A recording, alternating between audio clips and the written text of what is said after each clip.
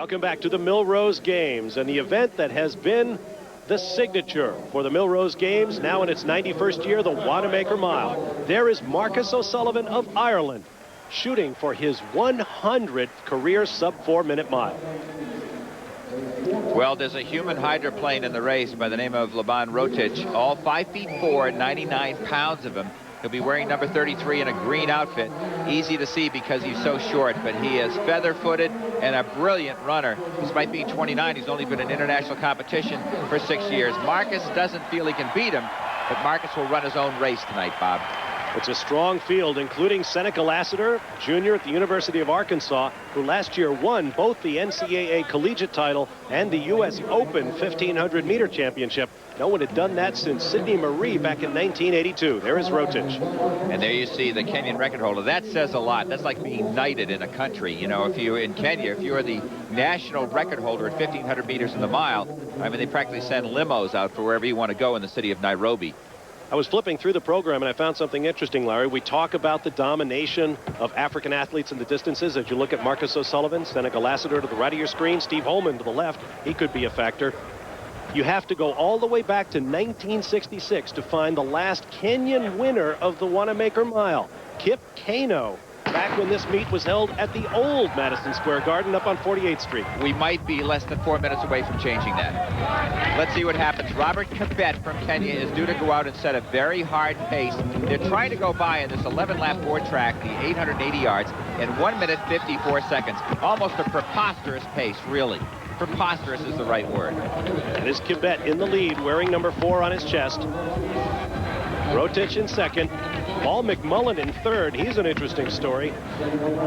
Graduate of Eastern Michigan back in 1995, coming back on form after a bizarre injury last spring in which he mangled 2 of his toes in a lawnmower accident. Actually lost them, Bob, and he's been coming back in training. It's gone very, very well, and since I'd say early December has made huge strides. Ran 3:56 at Notre Dame's indoor facility, which is 5 laps to the mile, less than a month ago. And you know, let's see what he can do in this 11-lap track. 55.9 for the first 400 meters. If you've ever run, go down to your local high school track and try and run 28 seconds for half a lap, you get an idea how fast these guys are going. It's sensational time. Keep in mind, a standard mile would be 4 laps of that track, or 8 turns. This is 11 laps, 22 very tight turns. Bob, let me bring out a point. I spoke with Marcus this afternoon. He said, at the time, he said, I can't go out like these other guys. At 36 years of age, my body I go into a huge oxygen debt. I have to run around 58 seconds, 59. I can't go very fast. And he laid off the pace. He went by in almost exactly 58 seconds. He should be okay and not have hurt his chances for a sub-4-minute mile. Marcus O'Sullivan right now in 5th place, trying to become the 3rd person in history to ever run 100 sub-4-minute miles. A goal, I think, is a dream whose time has come. His goal for 2 years is to reach 100 sub-4-minute miles in this Wanamaker Mile.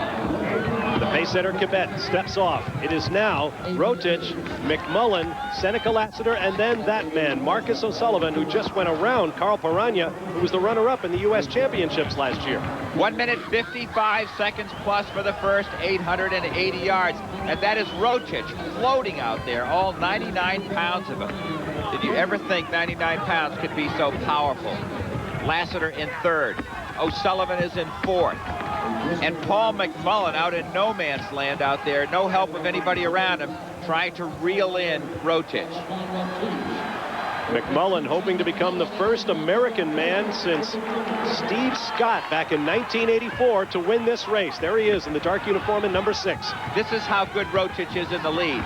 In just his 3rd indoor mile ever in history, just about a week ago in Europe, he ran the equivalent of a 3:49 mile, a metric mile, and just in 3 minutes and 32 seconds. Unbelievable time. It was a much faster 8-lap track than this, but we're talking about brilliance on this track tonight. Rotich sticking out his tongue, Michael Jordan style. And there is Marcus O'Sullivan, who has moved around the fading Seneca Lassiter. Steve Holman has also come around Lassiter. 2 laps to go. Rotich, McMullen, and O'Sullivan now closes up on the American McMullen. Marcus O'Sullivan, who's been downplaying his chances of being a real factor in this race, is in 3rd place and closing for 2nd. You see the pain etched on his face, but he's always strong in the last lap. I think he'll hold together. He looks good to me right now. We'll try and gauge for you his official time when he crosses the line. Of his 99 previous sub-4-minute miles,